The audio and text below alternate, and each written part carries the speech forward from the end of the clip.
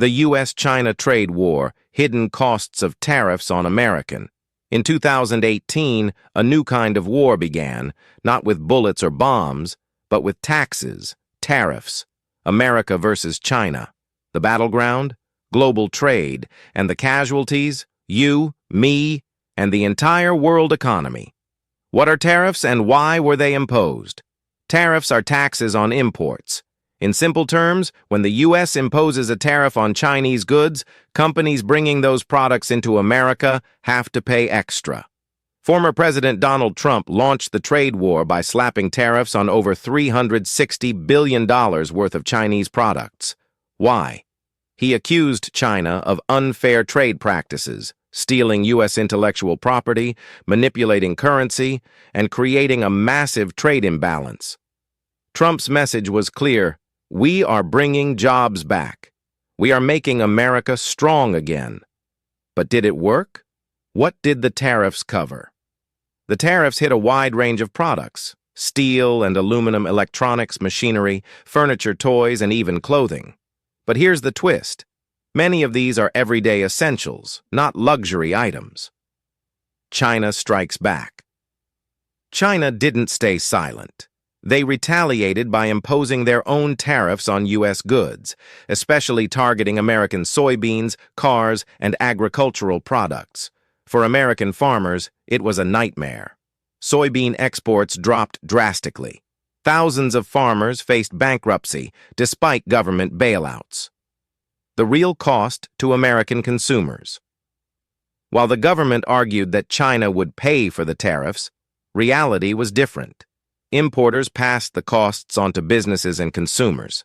That $600 fridge, it now costs $650. That $10 toy, now $12. Over time, the average U.S. household paid hundreds more per year due to tariff-related price hikes. Jobs lost versus jobs gained. It's true. Some American factories saw a boom. Steel mills reopened. But for every job created in one industry, others lost more. A study from the Federal Reserve suggested that the trade war may have led to a net loss of over 300,000 U.S. jobs. Wall Street reacts. Financial markets responded with fear and volatility. Investors hate uncertainty. Every tweet, every announcement caused stock market swings.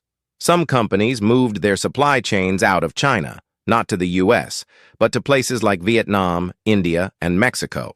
The goal to bring manufacturing back home partially failed.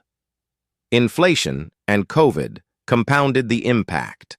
As the trade war dragged on, COVID-19 hit. Now, inflation rose even faster. Supply chains were already disrupted, and tariffs only made things worse. Consumers paid more. Businesses couldn't keep up. Inflation became a monster. Biden's strategy: recalibrate or continue.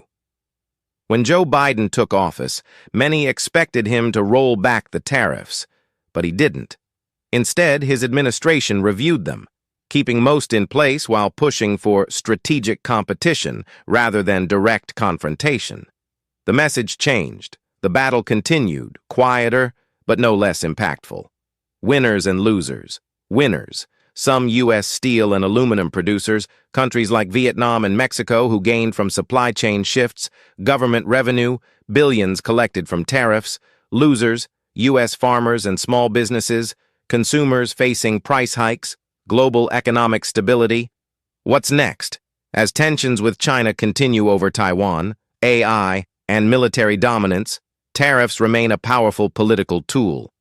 But are they the right one? Economists remain divided.